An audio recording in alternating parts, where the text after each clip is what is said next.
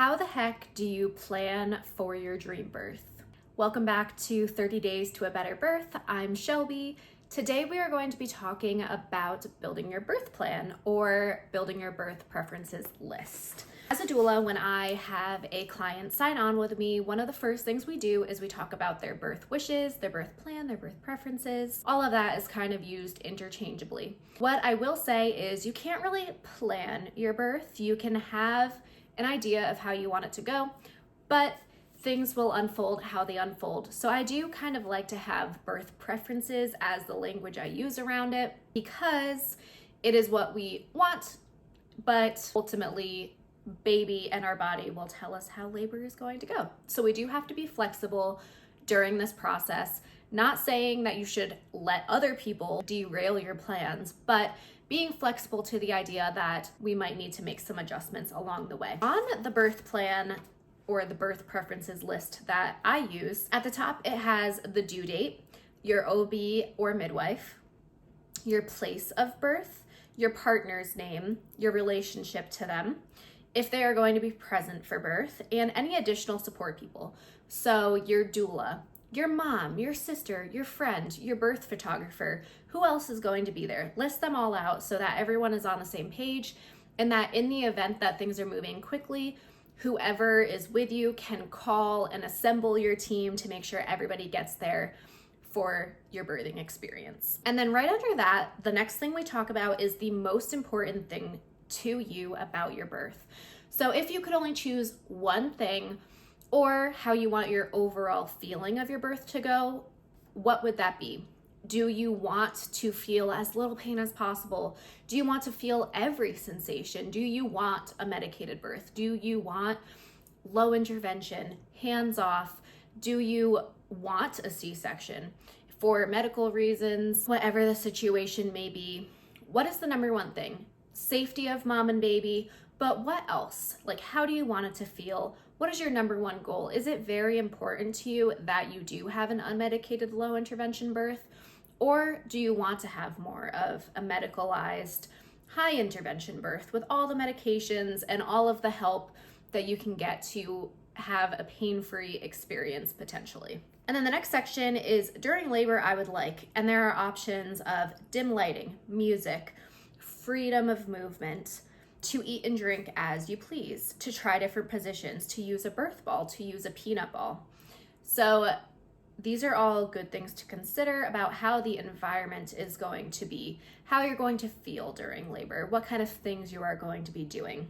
And then for pain management, would you like acupressure, massage, to use breathing techniques, hydrotherapy, which would be bath and shower to manage pain, distraction, a TENS unit, which is where there's like little electrical impulses that go through a machine and there's pads attached to your back, laughing gas or nitrous oxide, narcotics, or an epidural, or essential oils for managing nausea, pain, stress, tension.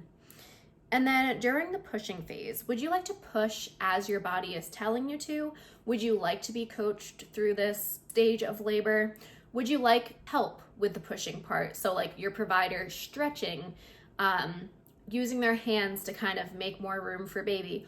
Or would you want it to be completely hands-off with nobody touching you, nobody coaching you, nobody telling you what to do, nobody counting for you? The other one is the use of forceps or vacuum. So providers aren't going to just willy-nilly use forceps or vacuum during the birthing process, but if there is something that indicates that baby might be in distress or they need to expedite the situation, then they might offer forceps or vacuum. It is much more common to see vacuums in use nowadays. Forceps have the potential of doing some nerve damage or causing more damage to the baby's head. You have to be very highly skilled to use forceps, and not a lot of people have that training. Those are like the metal tongs that they put around baby's head to pull them out. And then the vacuum is a little cup that they put on baby's head and they can pull as you are pushing.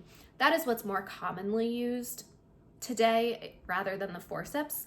So that would be used if baby's heart rate is dropping, if mom is completely exhausted and doesn't really have the strength to push as hard as needed to get baby out, If you are having trouble like with an epidural, if it's very heavy and you're having trouble getting like the pressure needed behind your pushing and baby is very low and they need to assist you to get baby out, that is what a vacuum or forceps would be used for. So you can write on there if you would 100% want to avoid those, whether if you are given the option between we call it a vaginal operative delivery, which is when they use the forceps or vacuum.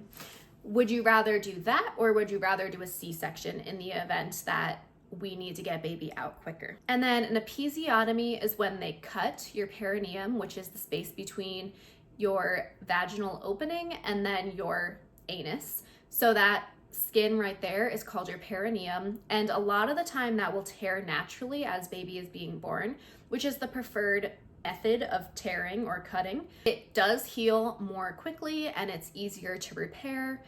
So tearing naturally is generally the preferred option to an episiotomy, but sometimes they might offer that if baby needs to be out quicker or there needs to be a little bit more space made. You can use warm compresses on your perineum to help prevent tearing. Laboring in warm water is the same concept there. And then to birth and push in whatever position feels comfortable to you. So a lot of the time in the hospital setting, they will default to lithotomy, which is laying on your back. That is not a great position for giving birth because it doesn't allow your pelvis freedom of movement.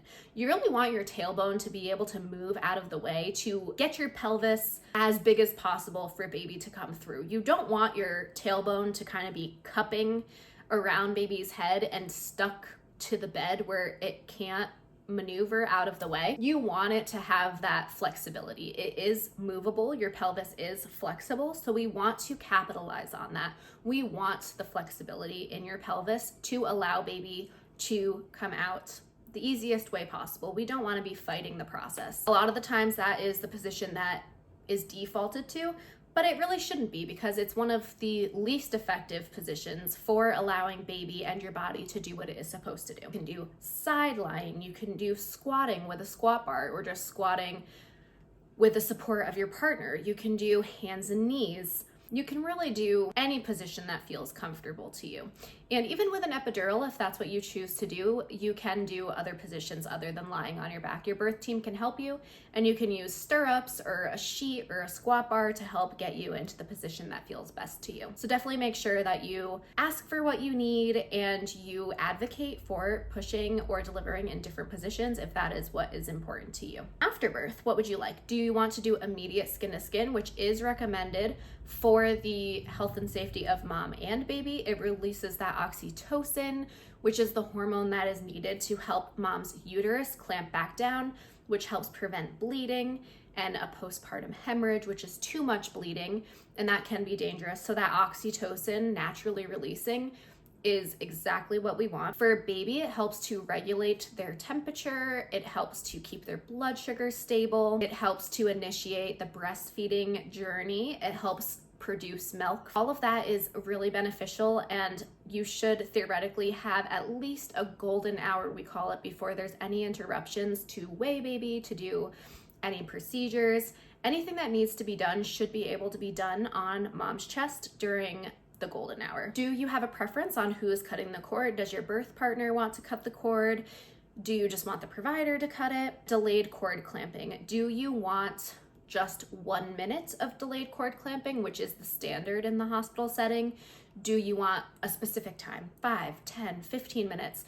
Do you want to wait until the cord turns white, which means that the blood has all been taken out and gone to baby, till it stops pulsating? We ideally want baby to get as much of their blood back as possible because that does help reduce the risk of anemia, low blood levels, and any complications that can go along with that. Do you want Pitocin administered to you after birth? So that is the synthetic form of the oxytocin we talked about. So a lot of the time in the hospital setting, they will give you an IV fluid bag full of the Pitocin to mimic what the natural oxytocin does in your body. You can opt out of that if you do have minimal bleeding. Breastfeeding shortly after birth and doing that skin to skin definitely helps.